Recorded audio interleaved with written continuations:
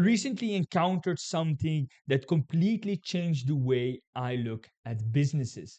So there are so many times that you hear the phrase, we need to maximize shareholder value in order to create financial value for shareholders, but for all stakeholders related, right? I used to think the same, that the the reason for businesses that are profit based, so not non-profit based companies, are excluded in this case, but those profit driven companies are actually focused only on making money. But actually, in the contrary to that belief, I found out that actually the companies that are great, the companies that have existed for almost for hundreds of years, are those companies that did something differently. And in this video, I will share with you what those things exactly are. So personally, I have found that when you look at big company brands such as, for example, Apple or Amazon,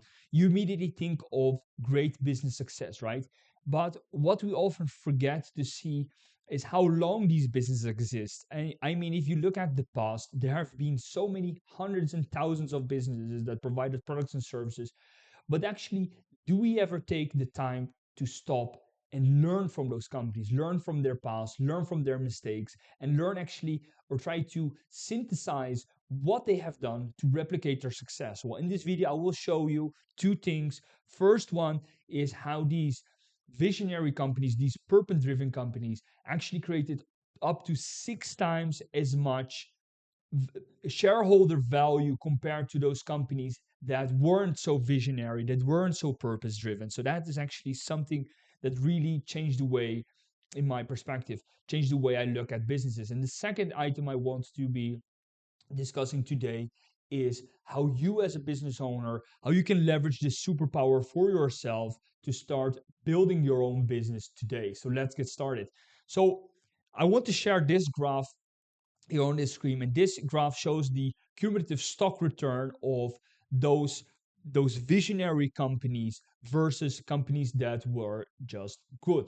So this is from the book of Jim Collin's Built to Last. I just love this book. It has so much value. It's based on 6 years of research, of researching quite a significant group of businesses. So what he found in his book was that companies that were successful in of itself weren't successful necessarily because they had the best products or the best services out there. There was something else that was differentiating them, or was actually putting them above other companies in terms of financial performance.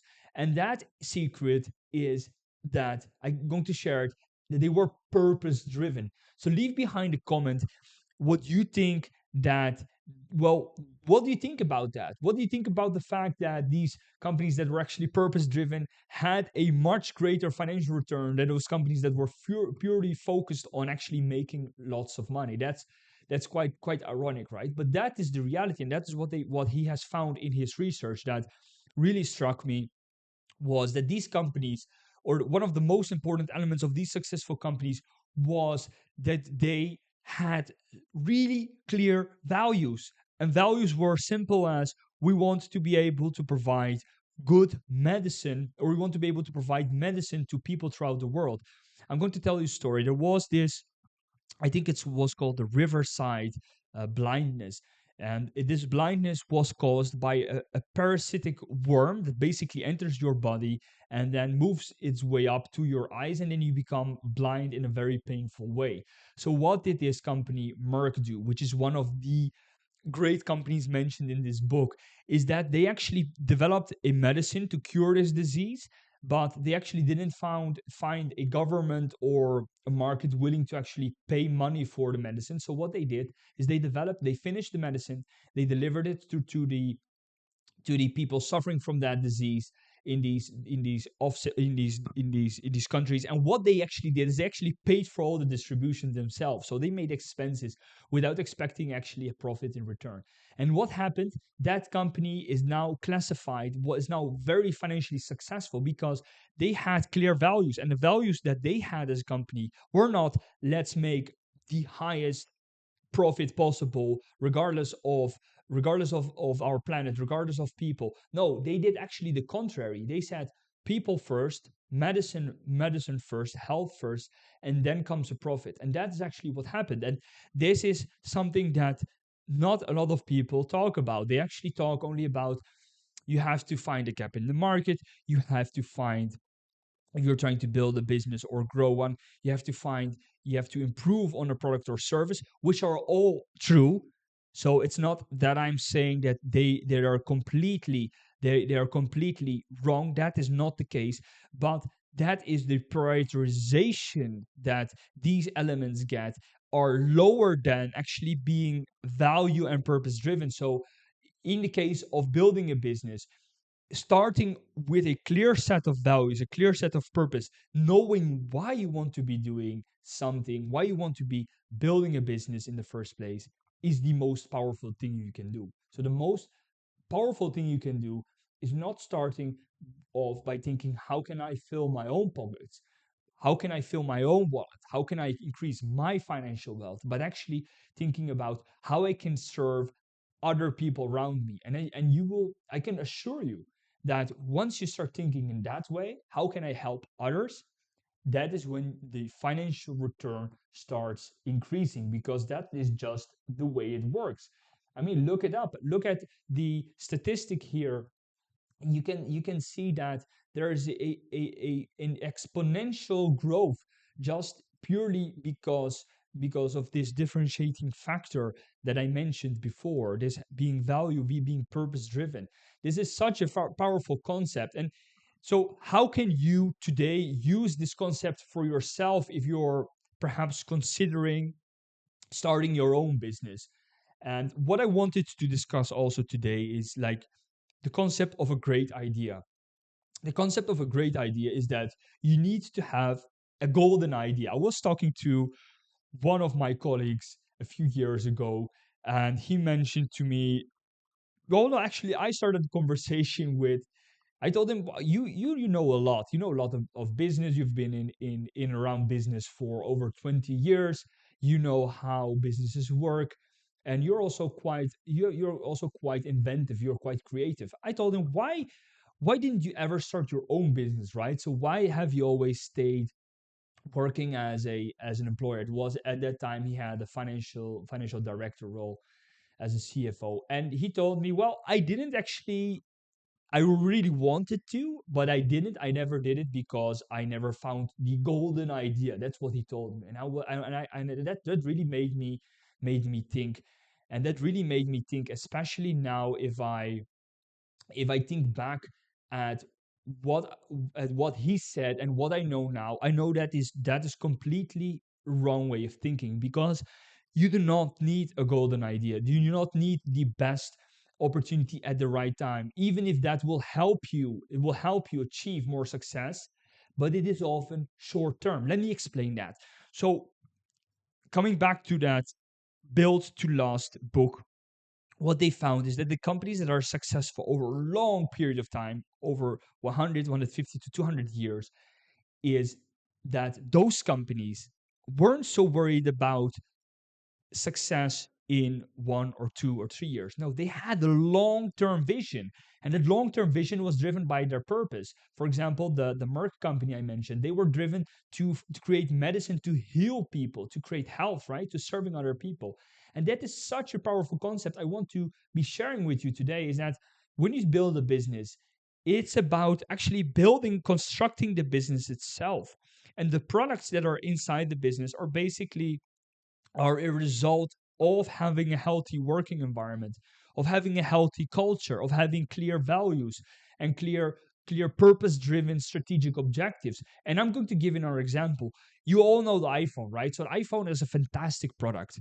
No one can argue that it isn't, but there is something about the concept of Apple around the iPhone as a product. If Apple one day would cease to exist, the iPhone in of itself as a product would lose so much value, because it is related to a brand. It's related to this kind of culture, this kind of system that people that love those kinds of products and services that the company produces, that it loses that value. And why do people buy an iPhone? Why do they buy a product that costs significantly more than another smartphone that does the same thing, right? To call, to whatever. Because people, they search for value, and value in terms of being associated with a high quality product, having a product that actually does what it needs to do, right? Being willing to pay more for a product is simply because people are emotionally attached. And that is what a company does. It creates an emotional attachment to customers, to other businesses. And you might be thinking, well, in business, everything is just purely called business. But that isn't the case. In business, oftentimes emotion is what rules.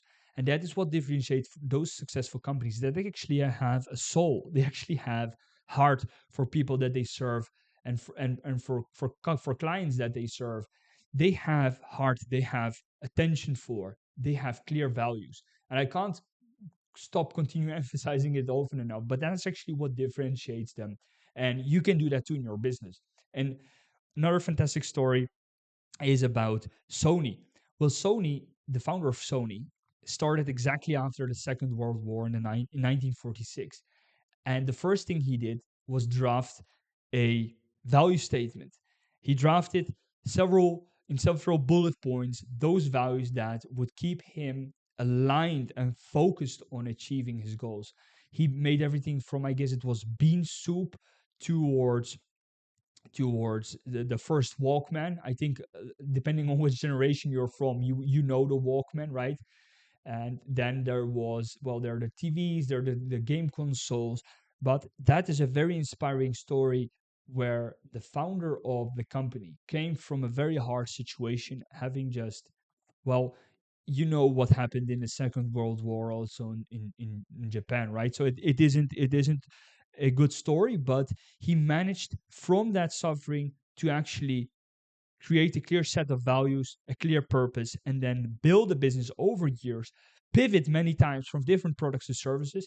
That's why I mentioned that it isn't about a great product or service idea, but it's actually about getting started. It's about building that shell around your business. It's about building an ecosystem that creates fantastic products and services that fill in the gaps in the market, that improve products or services that perhaps already exist. So that's my message to you today, that I inspire you. If I inspire you to build something great, then go for it. Do not let yourself be limited by your insecurity that you do not have a great idea, or that perhaps you do not have what it takes, because that is not true. We all have what it takes to build something successfully. It is just a matter of focus. And one last thing I want to be sharing is that when I'm talking about focus, I do not mean about doing something specific for periods of time. That is focus, of course, but it is much more about saying no to other opportunities, to other interesting things you might be doing, to other partnerships or networks you might be building. You have to say 99 times no and one time yes. And that one time is what will keep you focused for the coming 5 to 10 years at least. So, guys, I really hope you found this video valuable. If you did, then as always, please don't forget to subscribe. It means a lot to me. And leave behind a comment and a like. And again, I have another video that you can watch. It's about building a business from scratch. It's basically a playlist that if you need some inspiration, if you need some guidance, then go ahead and watch that playlist. And again, thank you, and I'll see you in the next one.